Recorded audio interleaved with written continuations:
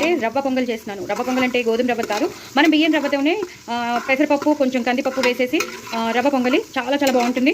So అది చేస్తున్నాను. So కుక్కర్లో పెట్టేసుకుంటాను. మిరియాలు వేసుకున్నాను, 1-2 లవంగం, కొంచెమే ఒక చిన్న పీస్ దాల్చిన చెక్క వేసాను, మిరియాలు వేసుకున్నాను, జీలకర్ర వేసాను, ఆవాలు వేసాను. ఆవాలు ఇంకా మళ్ళీ పోపు పెట్టుకోవాలండి. ఇది మామూలు జస్ట్ మామూలుగా, ఇంకా మళ్ళీ ఇదంతా అయిపోయాక పోపు పెట్టుకోవాలి. పచ్చిమిరపకాయలు వేసుకున్నాను, అల్లం ముక్కలు వేసుకున్నాను. ఇప్పుడు లైన్గా అన్నీ వేసేసుకుందాం. టమాటో ముక్కలు వేసినాను నేను, అంతే, ఇంకేమీ వేయట్లేదు. టమాటో ముక్కలు మాత్రం వేస్తున్నాను. వేసేసి ఇలా కలిపేసుకుంటాను. మనం చేసేది పొంగల్ కాబట్టి. నెయ్యి కూడా వేసేసి, నెయ్యి నూనె 2 కలిపి వేసాను నేను. దాంట్లో ఇవన్నీ వేయిస్తున్నాను. మిరియాలు ఎక్కువ వేసుకోవాలి. మిరియాల పొడి కూడా వేసేసాను, మా ఇంట్లో మిరియాల పొడి ఉందని. సో కొంచెం కరివేపాకు వేసేసుకుంటాను. అల్లం ముక్కలు వేసుకున్నాను ఇందాక చెప్పాను కదా. అలాగే కొంచెం కొత్తిమీర కూడా వేసేసుకుంటాను. అలాగే జీలకర్ర ధనియాల పొడి వేసేసుకుంటాను. అలాగే కొంచెం సాంబార్ పొడి.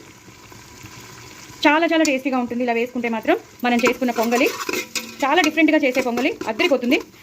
ఇప్పుడు నేను బియ్యం ఒక చేత్తో వేయడం కష్టం కదా, నేను బియ్యం కూడా వేసేసుకుంటాను. కొంచెం ఆ బియ్యం అంటే రవ్వ వేసేసుకుంటాను. అందులోనే పెసరపప్పు కూడా ఉంది, రవ్వ కూడా వేసేసాను. బియ్యం రవ్వ విత్ పెసరపప్పు అండ్ కొంచెం కందిపప్పుతో. సో ఇప్పుడు ఉప్పు కూడా వేసేసుకున్నాను, మీకు కనిపిస్తుంది కదా, ఉప్పు కూడా వేసేసుకున్నాను. సో ఇలా కలిపేసుకుంటాను. చాలా చాలా బాగుంటుంది. మళ్ళీ మనం పోపు పెట్టుకోవాలండి. ఆ పోపులో నేను జీడిపప్పులు వేస్తాను. ఇప్పుడైతే నేను జస్ట్ పల్లీలు ఒకటే వేసాను. అప్పుడు కావాలంటే మళ్ళీ పల్లీలు జీడిపప్పులు కూడా వేసుకోవచ్చు.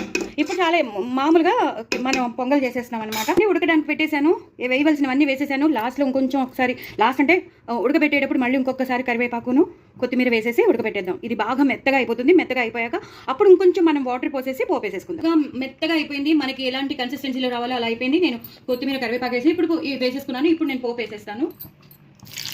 అల్లం ముక్కలు, అలాగే ఆవాలు, జీలకర్ర, ఎండుమిరపకాయలు, జీడిపప్పులు, అలాగే పల్లీలు.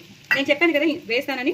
సో ఇంగువ, ఇవన్నీ వేసేసి, ఎండుమిరపకాయలు కూడా వేసుకున్నాను, ఇంగువ కూడా వేసేసి చక్కగా మనం పోపు పెట్టుకోవాలండి. పోపు ఎంత బాగా వేగితే అంత బాగుంటుంది. చాలా చాలా వేగాలండి. అంటే ఆ జీడిపప్పు అనేది ఎర్రగా అయిపోవాలి. చూసారు కదా ఎంత బాగా వేగుతున్నాయో. కొంచెం ఇలా వేయించేసుకుంటే మనకి ఆ ఎండుమిరపకాయలు, ఆవాలు అన్నీ బాగా వేగిపోతాయి. చూసారు కదండి, బాగా వేగిపోయాయి. ఇందాక నేను చూపించిన పోపులో నేను మళ్ళీ మినపప్పు, శనగపప్పు కూడా వేసాను. అది స్కిప్ అయిపోయింది, ఏమనుకోద్దండి. సో మినపప్పు, శనగపప్పు కూడా వేసుకోండి, అలాగే పచ్చిమిరపకాయలు కూడా వేసేసుకోండి, అలాగే కరివేపాకు కూడా వేసేసుకోండి. మనం ఇందాకనే ఇంగు వేసేసుకున్నాం, అన్నీ వేసేసుకున్నాం. ఇందాక నేను చెప్పినవన్నీ వేసేసుకున్నాం కాబట్టి.